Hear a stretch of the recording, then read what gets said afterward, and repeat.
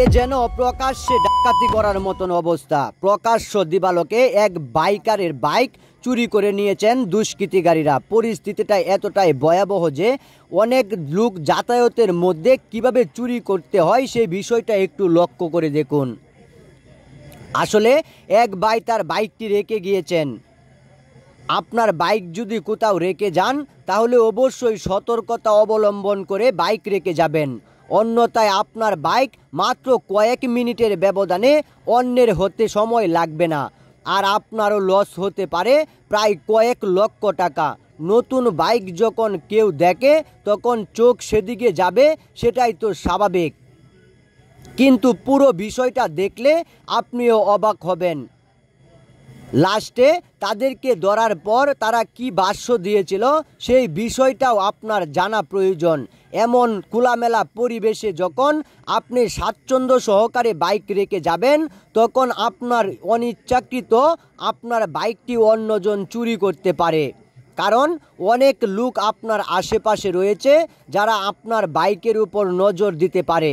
আর এমন ঘটনা যদি ঘটে তাহলে আপনার বাইক চুরি হতে সময় লাগবে মাত্র 10 সেকেন্ড। এরা মূলত এতটাই অভিজ্ঞ যে এদের হাত থেকে বাইক রেহাই পাওয়া প্রায় অসম্ভব। ওরা মূলত যে বাইকটাকে টার্গেট করে সেটাকে চুরি করবেই করবে, কারণ এদের নেটওয়ার্ক এতটাই দূরত্ব এবং এতটাই গতিশীল যে এদেরকে ধরা তো দূরের কথা, ওদের আওতা পর্যন্তও যাওয়া অসম্ভব। আর এখন তো সেটা সিসিটিভি ফুটেজেই দেখা যাচ্ছে। তাই আমি আপনাদেরকে উদ্দেশ্য করে বলবো, আপনার যদি শখের বাইক থেকে থাকে তাহলে অবশ্যই সেটা আপনার সেফে রাখবেন, অন্যথায় বাইকে জিপিএস ট্র্যাকারও লাগাতে পারেন, তাহলে হয়তোবা আপনার বাইকটি থাকবে নিরাপদ।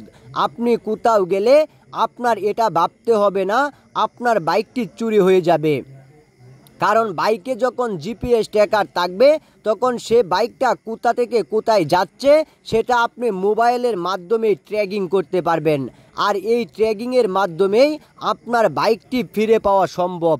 যদি আপনার এমন পরিস্থিতি হয় তাহলে আমি আপনাদের উদ্দেশ্যে একটাই কথা বলবো, বাইক চুরির আগে বাইকে জিপিএস ট্র্যাকার লাগিয়ে দিন। আর এমন ঘটনা ঘটার আগে নিজে সতর্ক থাকুন, বন্ধু বান্ধবকে সতর্ক করুন, কারণ বাইক চুরির ঘটনা এখন অহরহই ঘটছে। গত ঈদ কিংবা এবার কুরবানি ঈদে প্রায় কয়েক লক্ষ বাইক চুরি হয়েছে বাংলাদেশে, আর এই বাইকগুলো আসলে চুরি করার পর অন্য দেশে ট্রান্সফার করা হয়, আর এটা ট্রান্সফার করার পদ্ধতি হচ্ছে এয়ার ডিফেন্সের মাধ্যমে, আর এভাবে আপনার বাইকটা চলে যেতে পারে অন্য দেশে। সুজুকি তথা ইয়ামাহা সব ব্র্যান্ডের বাইকই পৃথিবীতে বিরল, কিন্তু বাংলাদেশ থেকে চুরি করা বাইক অন্য রাষ্ট্রে চলবে আপনি নিজেও টের পাবেন না, আপনার বাইকটি এখন আর বাংলাদেশের আওতায় নেই। তাই আপনি বলবো অবশ্যই সতর্কতা অবলম্বন করুন। আসলে মানুষ এখন খুবই ব্যস্ত, আপনার জিনিস কোথায় রেখে যাচ্ছেন সেদিকে কেউ খেয়াল তো দূরের কথা, কেউ পর্যালোচনাও করবে না। আসলে আপনার বাইকটি চুরি হয়ে যাচ্ছে কারণ সবাই নিজ নিজ দায়িত্বে ব্যস্ত। তাই আমি বলবো অবশ্যই সতর্কতা অবলম্বন করুন, আর সতর্কতাটাই আপনার বাইকটাকে দিতে পারে সেফটি, আর আপনি নিরাপদে কোথাও গেলেও আপনার বাইক থাকবে নিরাপদ।